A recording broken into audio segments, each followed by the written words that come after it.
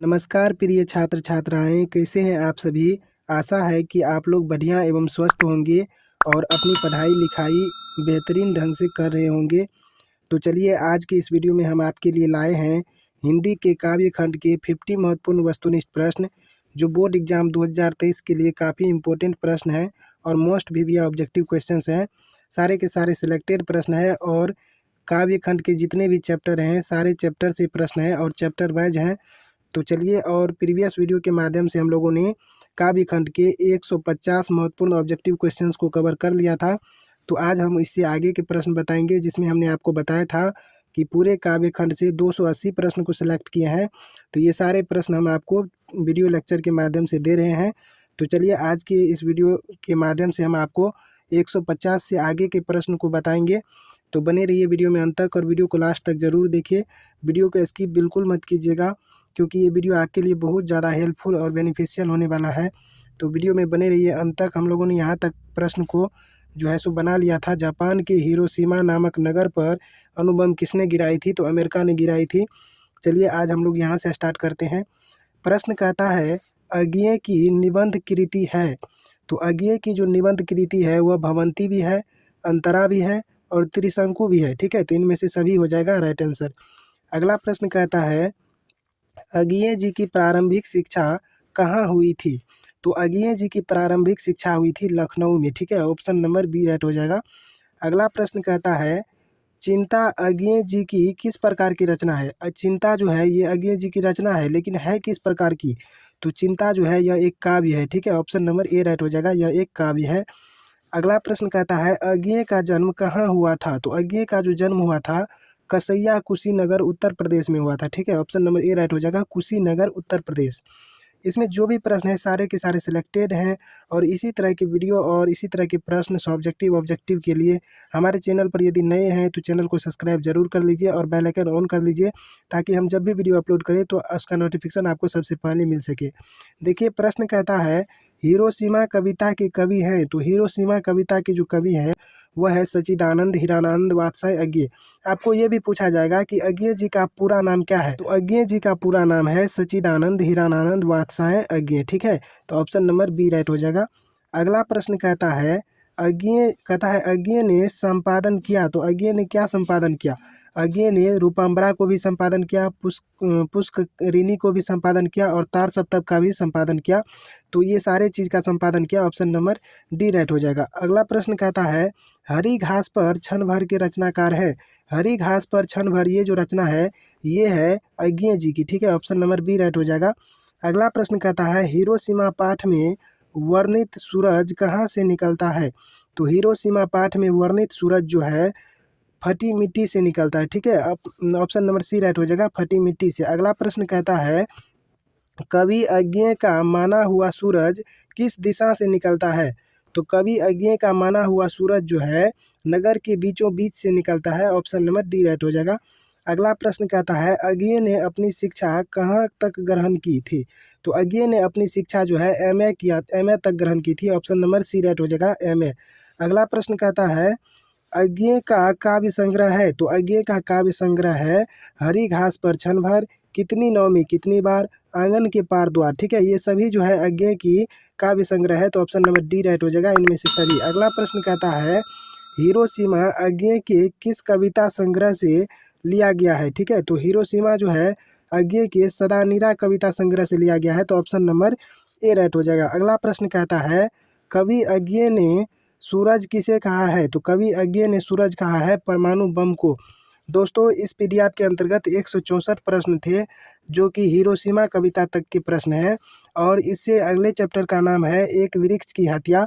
तो उसका जो ऑब्जेक्टिव प्रश्न है और सारे चैप्टर का, तो वो है दूसरे पीडीएफ में। तो हम अभी दूसरे पीडीएफ में जाएंगे, वहाँ पर जो है प्रश्न संख्या 164 से शुरू नहीं किया गया है, वहाँ पर जो है प्रश्न संख्या 1 से शुरू किया गया है। तो आप देखते रहिए और वीडियो में बने रहिए। देखिए हम आ चुके हैं दूसरे पीडीएफ में और यहाँ पर हम आपको बताएंगे कुंवर नारायण यानी कि एक वृक्ष की हत्या। इस पाठ से जो है आगे जितने भी चैप्टर हैं सारे के सारे ऑब्जेक्टिव क्वेश्चंस इसी पीडीएफ में है, तो हम आपको अब बताएंगे। तो देखिए यहाँ पर कहता है, कुंवर नारायण कवि है। तो कुंवर नारायण जो है यह जो है ग्राम संवेदना, नगर संवेदना और मातत्व या पितृत्व संवेदना। तो ये जो है कवि हैं ये है नगर संवेदना के, ठीक है। ऑप्शन नंबर बी राइट हो जाएगा, नगर संवेदना, ठीक है। तो अगला प्रश्न कहता है दूर दूर से ही ललकारता कौन, कहता है दूर से ही ललकारता कौन, मैं जवाब देता दोस्त। यह पंक्ति किस पाठ से लिया गया है? यह पंक्ति लिया गया है एक वृक्ष की हत्या पाठ से। ऑप्शन नंबर ए राइट हो जाएगा। अगला प्रश्न कहता है एक वृक्ष की हत्या कविता में वृक्ष और कवि के बीच कैसा संबंध है? तो एक वृक्ष की हत्या कविता में वृक्ष और कवि के बीच जो है मित्रता का संबंध है। ऑप्शन नंबर बी राइट हो जाएगा। अगला प्रश्न कहता है कवि को बूढ़ा चौकीदार वृक्ष हमेशा कहाँ पर मिलता था? तो कवि को बूढ़ा चौकीदार वृक्ष जो है हमेशा मिलता था घर के दरवाजे पर, ठीक है। ऑप्शन नंबर सी राइट हो जाएगा।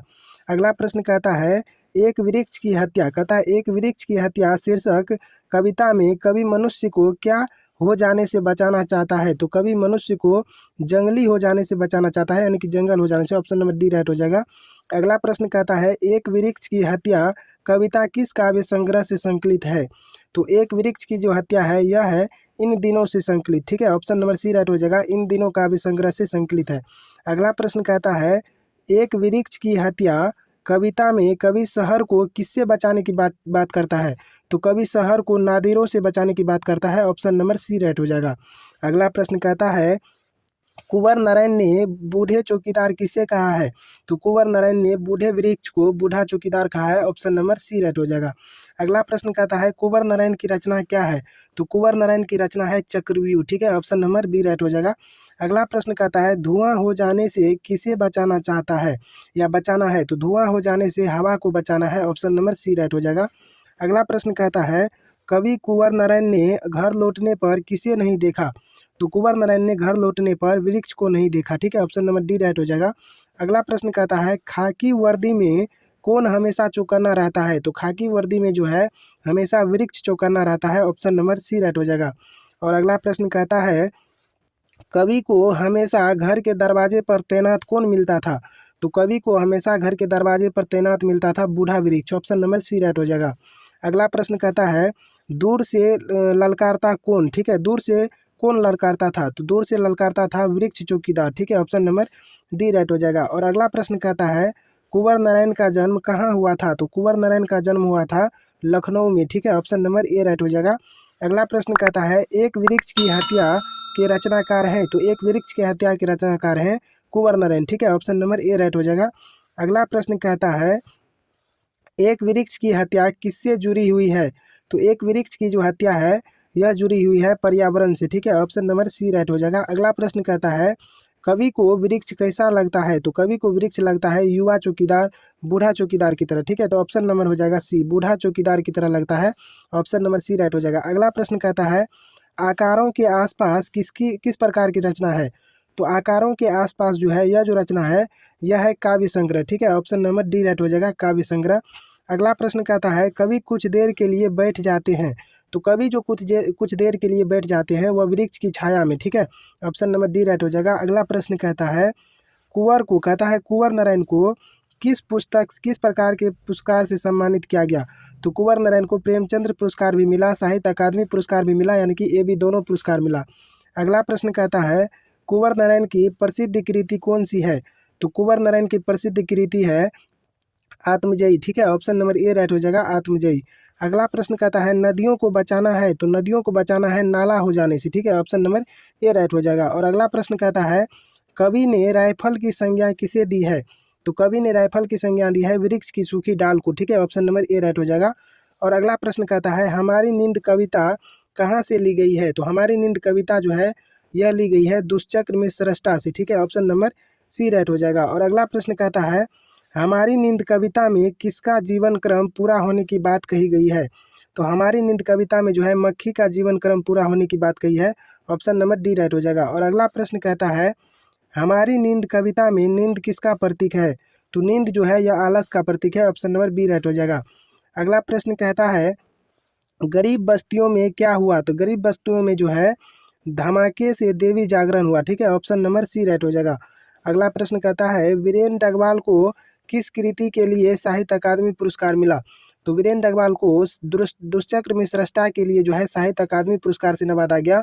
ऑप्शन नंबर बी सही हो जाएगा। अगला प्रश्न कहता है मेरी नींद के दौरान कुछ इंच बढ़ गए पैर। तो मेरी नींद के दौरान कुछ इंच बढ़ गए पैर, यहाँ पर कुछ इंच होगा, ठीक है। ऑप्शन नंबर जो है सो बी राइट हो जाएगा। अगला प्रश्न कहता है वीरेंद्र डगवाल का जन्म स्थान है। तो वीरेंद्र डगवाल का जन्म स्थान है कीर्ति नगर, ठीक है। ऑप्शन नंबर ए राइट हो जाएगा। अगला प्रश्न कहता है वीरेंद्र डगवाल की रचना है। तो वीरेंद्र डगवाल की रचना है हमारी नींद, ठीक है। ऑप्शन नंबर बी राइट हो जाएगा। हमारी नींद के रचनाकार है वीरेंद्र डगवाल। अगला प्रश्न कहता है कविता में देवी जागरण कहाँ हुआ। तो कविता में देवी जागरण हुआ गरीब बस्तियों में, ठीक है। ऑप्शन नंबर बी राइट हो जाएगा। अगला प्रश्न कहता है टिहरी गढ़वाल कहाँ अवस्थित है। तो टिहरी गढ़वाल जो है यह अवस्थित है उत्तराखंड में, ठीक है। ऑप्शन नंबर डी राइट हो जाएगा। और अगला प्रश्न कहता है किसने सभी साधन जुटा लिए। तो किसने सभी साधन जुटा लिए, अत्याचारियों ने। आप कविता जब पढ़िएगा तो उसमें साफ साफ लिखा हुआ है कि अत्याचारियों ने सभी साधन जुटा लिए। अगला प्रश्न कहता है वीरेंद्र डगवाल को उपाधि दी गई। तो वीरेंद्र डगवाल को उपाधि दी गई थी डिलीट की, ठीक है। डिलीट की उपाधि मिली थी इनको। तो इस वीडियो में हम आपको 50 प्रश्न जो है सो टारगेट किए थे कराने का। तो 50 प्रश्न यहाँ पर ख़त्म हो जाता है, क्योंकि हम लोग शुरू किए थे 150 प्रश्न से और उसके बाद 164 प्रश्न पर गए। तो 14 क्वेश्चंस यहाँ से और 36 क्वेश्चंस यहाँ से, तो जब इसको जोड़ दीजिएगा तो हो जाएगा 50। तो इस वीडियो से जो है हम मात्र 50 क्वेश्चंस आप तक पहुँचाए, और भी सारे क्वेश्चंस हैं जो हम अगले वीडियो के माध्यम से लेकर के आएंगे आप तक। तो चैनल पर यदि पहली बार है तो चैनल को सब्सक्राइब कर लीजिए। यदि हम सारे के सारे ऑब्जेक्टिव क्वेश्चंस एक ही वीडियो में बताते हैं तो वीडियो लेंथी हो जाएगा, इसलिए हम आपको जो है सो कैटेगरी वाइज यानी कि वीडियो का लेक्चर वाइज हम बताते हैं। तो चैनल से जुड़ना ना भूलें। मिलेंगे नेक्स्ट वीडियो में, तब तक के लिए thank you so much for watching this video. जय हिंद।